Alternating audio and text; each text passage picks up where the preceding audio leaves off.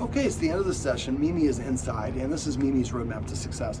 Now, the video that we did above is on counter conditioning and desensitization, and I definitely did not do the best job of setting Mimi up for success. We did it at the end of the session, and that was just way too long. I think at this point she's very fatigued, and so I apologize that I didn't give you the best illustration or example. Remind me about if there are any of the things that I talk about in this particular video where you'd like to see demonstration videos. I got demonstration videos from other clients, and I can also send videos, tutorial videos on how to do the cookie in the corner or whatever the games are, and I'm happy to send those to you. So anytime you want those, let me know. We started off talking about marker words. Mimi is, I think, a very anxious dog, and I think it probably came from being a street dog in Tijuana, and probably was stressed when her mother was pregnant with her, and probably her first formative years. And the first 4 months of any dog's life is really what determines what kind of dog you're going to have. I did talk to the guardians about fluoxetine, which is the doggy Prozac, and I think that it would be beneficial for her. I'm not a veterinary behaviorist, so I can't prescribe, but I think just the level of anxiety that she has, if we get her on some fluoxetine, that's going to help kind of dim some of the things. She has an abundance of cortisol in her blood, and it can take up to 3 days of a completely peaceful environment for the cortisol, the body to filter that cortisol in the blood. Otherwise, she kind of goes in oscillating like a ping pong ball of just going through stress and anxiety over and over and over again, and getting triggered and re-triggered and re-triggered. And I think it's going to really stifle your progress. So make sure if you do that, you do listen to your vet. You need to go on the instructions that your veterinary vet gives you. You want to be on a regular basis with that, and some dogs need to have the doses adjusted based on their weight. They shouldn't be really dopey when they're on it. It should really just dim the anxiety to the point where you can do the engage disengage game or the counter conditioning video that we did above, or any of the exercises we're doing, so that she doesn't feel triggered and she's not practicing the behavior that we don't want her to practice. Now, we started off the session by going over marker words. A lot of dogs don't know exactly what we want or don't want, because as humans we're very, very inconsistent. So coming up with marker words is a great way to cut through the clutter. Now remember, marker words should be used the instant that Mimi does the thing that you want, unless the thing you want has duration like potty. If that's the case, you would say the marker word at the conclusion of going potty. So if you're lowering her to a sit, you lure her up, and if this is her butt, as soon as her butt hits the ground, you say yes, and then you deliver the treat or give her a pet or affection. And so we went through a loading exercise. By the time you watch this, hopefully you've already done that. I'd like you to go around the house with about 15 treats. Yes, treat. Just remember, she doesn't have to sit, lay down, or do anything. Just say your marker word, give her the treat, walk a couple feet, repeat it. You can also throw it on the ground, just say yes right before she licks it up. I'd like you to do that about 5 times over the course of about 1 or 2 days for the word yes. I'd also like you to do about 5 times over the course of 1 or 2 days with the clicker. And so, and remember, you never click for attention. The click is just like a marker word. The instant the butt hits the ground, you click. If you're doing it for down, if the chest hits the ground, you say the marker word or click, and then you follow it up by the reinforcement, which is a pet or a treat. We also went over the hand targeting exercise, and we were doing good, but she really didn't move. She didn't get to the point where she was taking steps, and I think part of that is, again, just being uncomfortable with having somebody in her house. I have a video on that one, so if you have questions on that, let me know. But remember, you're chopping on the empty hand, you're saying your marker word for touching the hand, and then you're putting the treat on the hand without moving this hand away. And you want to eventually get her to be able to, where she can be able to water, you can say boop, and she runs across the room. When you want to assign the command word is really when, or the command cue is when you go like this, and she's touching her nose to your hand almost every time. Then you would say boop, and she comes over, touches, you say yes, and then put the treat there. We also went over the positive interrupter. So you want to combine those two things together, not designed to go together, but they do go together very, very, very well. So what you would do is, if she hears a sound outside and she's about to start grumbling, you say, she looks at you, you go boop, and she runs across the room, touches her hand to your nose, you put a treat there. Then maybe you give her a bully stick, you take her out here on the deck, you do a little training, take her back in the bedroom. You're redirecting her away from whatever it was without making the whatever it was the thing that's validating. Remember, all attention is trying to achieve something, and all attention is validating, and all behavior is trying to achieve something. So if she's doing something, ask yourself, what is she trying to achieve? I think with the movement, what she's trying to do is she's trying to stop the movement. I think secondarily, she wants to make the things that she doesn't like go away. So, but primarily stopping the movement is what she wants to accomplish. So the exercise that I did in the video above is the right exercise, but again, I pushed a little bit too far, and she's just so anxious. I think fluoxetine combined with being Goldilocks amount of exercise could really help with her in that regard. So the positive interrupter, you probably want to load that as well. Treat. And if you can't make the kissing sound, just say whatever the word is you say 3 times in a row in kind of a high-pitched voice, like puppy, puppy, puppy, or beep, beep, beep. And that high pitch and that quick cadence usually gets the dog to look, and then you give them the treat. So when you do have guests over, if she is targeting them and looking at them and staring at them, and you say beep, beep, beep, she looks away, you say yes for looking away, and then give her the treat. Now, the Engage, Disengage game, which I talked to you guys a little bit about, I have a video that kind of explains that. We usually do that when we're out and about. In your house, for any dog, is going to be hard if they're fearful or reactive, because there's only 1 or 2 exits, so that means the dog feels more trapped. There aren't very many distractions, and dogs are naturally territorial, or protecting their turf a little bit, and so all 3 of those things kind of work against you. So when it comes to your guests, what I would recommend you do, if you want to have people over, find a couple friends. What we want to do is build a success on top of a success. So I'd like you to go over to Clover Park, I can't remember, Clover or Clovis, and meet somebody there. They're already there. You take Mimi out there, you walk in the park, you run into your friend. Your friend's doing the find it game. Find it, and then Mimi's just kind of walking around. You're walking around in the big green area. There's no kids, there's no craziness, and just spend 5, 10, 15 minutes, whatever your gut tells you is a good amount of time, and then part ways with your friend. And then probably meet up there or another park and do that another time. After you do that 2 or 3 times, when your gut tells you you're making good progress, then meet somewhere that's closer to your neighborhood, but outside of the zone that she's protective in. And then again, go for a little bit of walk and have your friend doing the find its, have your friend ask them to sit. And the idea is now we can walk, and the motion, I'm used to the motion because I'm not in my protective area, and hopefully the fluoxetine is in effect, or we've exercised the dog first, or a combination of both.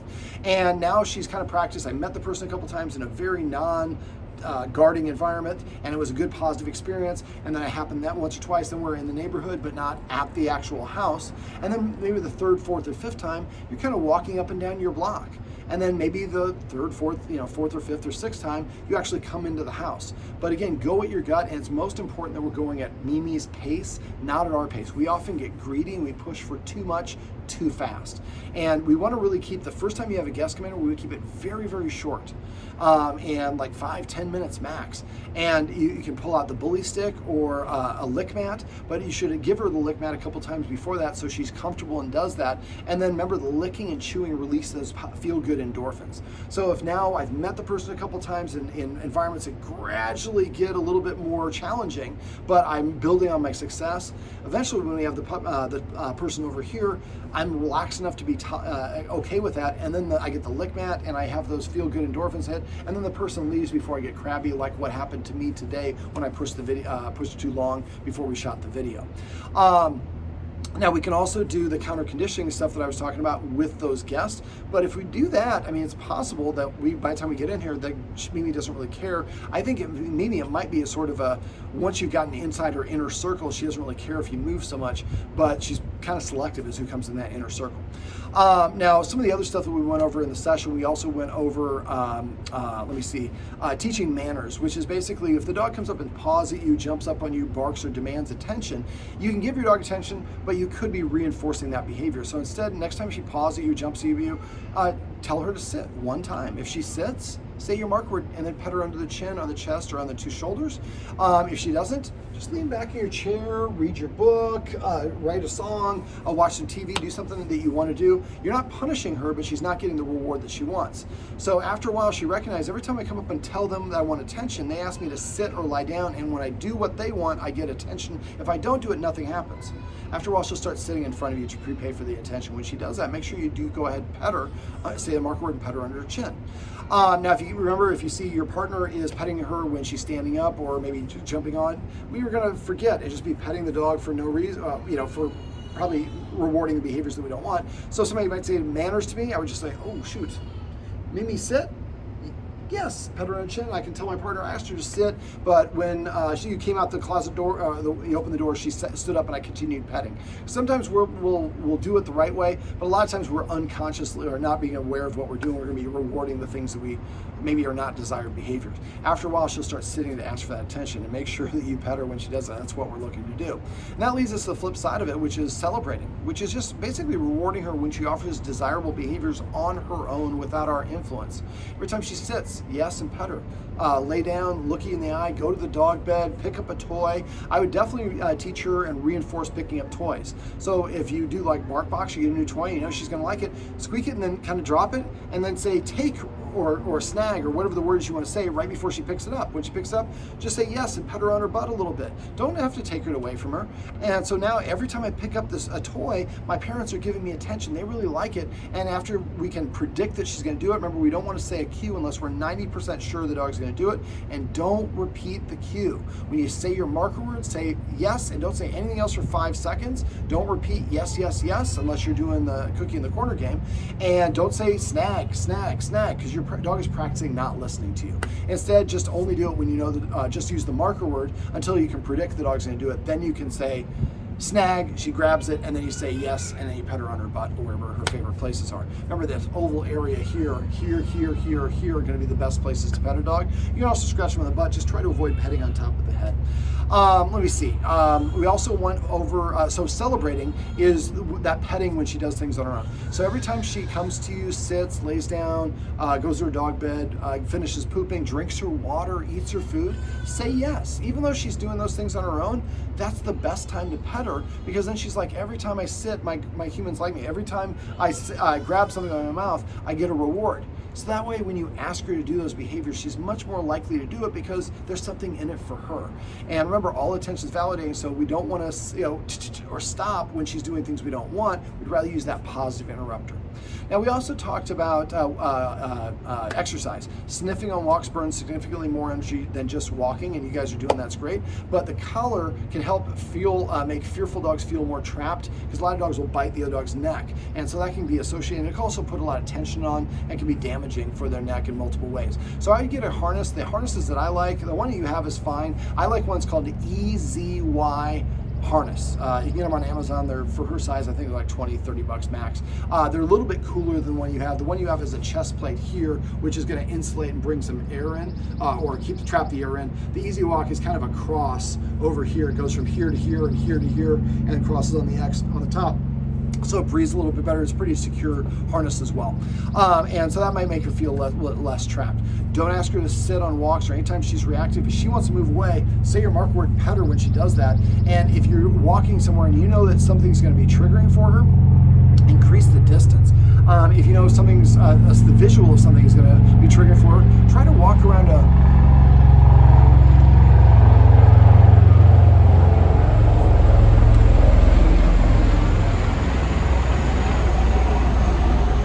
probably what it feels like to be in Ukraine right now. But if, and this sort of sound, if you hear that sort of thing, you're meeting somebody, stop and move away. If you, a long leaf blower or kids crying or the beep of a truck backing up, all those things that we don't think about can trigger stack and add extra stuff to the situation where it's going to make it harder. Getting back to exercise. So sniffing on walks is a great way to burn energy. Playing fetch that you've been doing is a great way to burn energy. Playing tug of war. You can also get her a doggy backpack. It's a harness that has little pockets. You can put little bottles of water or bags of sand. Now check with your vet to make sure that she doesn't have mobility issues. She seems fine for that, but I don't want to make anything worse. Now there's also mental stimulation, feeding her out of a snuffle mat, using a lick mat, getting treat dispensing like the Omega Trainer Omega treat ball. They make one that looks like a Kong. I think it's by Kong. It's like yellow and purple if I remember correctly, and it's kind of weighted at the bottom, so they got to nudge it just right and a couple pieces of kibble come out. So if she works for her food, this builds her self-esteem and confidence, and that's a great insulator against dogs who are insecure, which Mimi definitely is. Also, takes longer to eat her food, and it drains energy, so it accomplishes multiple things at once. We also went over, you can do training. training is a great way to drain energy. It also helps the dog practice listening to you, seeing you as an authority figure. I'm not saying you dominate your dog, I'm not into all that garbage, but the more that, if you have a mentor and your mentor is involved in you learning new tricks and skills, that's gonna help you feel kind of good about that person, to have some respect and reverence for him. And it's kind of the same sort of thing for us if we're teaching our dog. Just try to keep the training sessions to 2 to 4 minute practice, as 5 max. Practice in different parts of your house. Dogs don't generalize well, so we need to practice with a lot of variety. And always go easier first and help the dog practice and understand what's going on, then gradually make it more and more challenging in life and realistic. So no matter what the exercise is. But you might want to teach her like to stay. I can share videos with you on the bucket game and It's Your Choice, which are 2 impulse control games. And then we went over Cookie in the Corner here, which is the one where he threw the treats. And I've got a video for that one. But that's a great one because it introduces the concept of scent games. I'd like you to Google scent games and come up with 2, 3, or 4 scent games that you can play in your house. I'd also like you to do the Find It's on walk. When you're on a walk and there's nobody around, there's no reason for it whatsoever, just touch her nose with it so she's paying attention, say find it and throw it in the grass somewhere. Let her go and find it. The more she's sniffing is what she should be doing as a dog. It's also a displacement behavior. It helps her feel calm and relaxed, and it can calm other dogs down. And it's also a great way, if you need somebody's coming that she's going to be distracting to, before she gets a chance to react, say find it, and breadcrumb her away from looking at whatever the thing is. Now we also talked about the leash pressure kiss game. I got a video on that one, but basically what you do is have treats with you, and every time she gets to the end of the leash, the instant you feel that pressure on her neck, say or beep beep beep or puppy puppy puppy, and hold the treat out. So when she turns around, it looks like you have a treat, she's gonna turn around and come back to you and get that treat. After about 2 or 3 days, and I usually practice I would practice like in your courtyard when nobody's around. Don't practice on an actual walk because there's just too many distractions. You want to keep on practicing this for maybe 2 to 5 minutes, 3 to 5 times a day, just in your courtyard. And after a while, she'll get to the point, about the 3rd day, every 10 times I would let her pull on the leash a little bit longer than a half a second. And then what I'm looking for is eventually she's gonna feel that pressure, hopefully on her harness at this point, but she feels that tension and she turns around and comes back to you automatically. When she does the first time, give her a jackpot. Give her say yes and give her 5 treats in a row. Don't say yes 5 times, just say yes once and give her 5 treats. You want her to go, holy cow, what did I just do? I just got a whole bunch of treats. I gotta remember what I did so I can repeat that. And carry treats with you. Anytime she looks at you, celebrate that on walk. So she looks at you, yes, and hold the treat out. She's practicing turning around and coming back to us. She's being rewarded for doing that. And the more she pays attention to you, the less she's looking out for the boogeyman. Let me see. I've got a video on the Engage, Disengage game. If you want to see that, just message me. I'm happy to send that to you as well. And then try to come up with a formula of exercise. It's not going to fix your problem. It will make fixing your problem easier. And also curate your experiences. Try to do these exercises in places and times of the day where it feels the best, where there's not a lot of distractions. Use the treats that she really likes, and try to keep them shorter and end on a positive one. We want to make sure the last part of the activity is what's going on. I'm really not very happy with the session because of how it at the end of the session, I don't think I did the best job. Probably shouldn't be saying this because I'm reinforcing for you guys, but it's one of those things where I think I pushed a little bit too far, and if we would have done it a little bit sooner, and when you're doing it sooner for very short periods, I think you're going to have a much better success rate.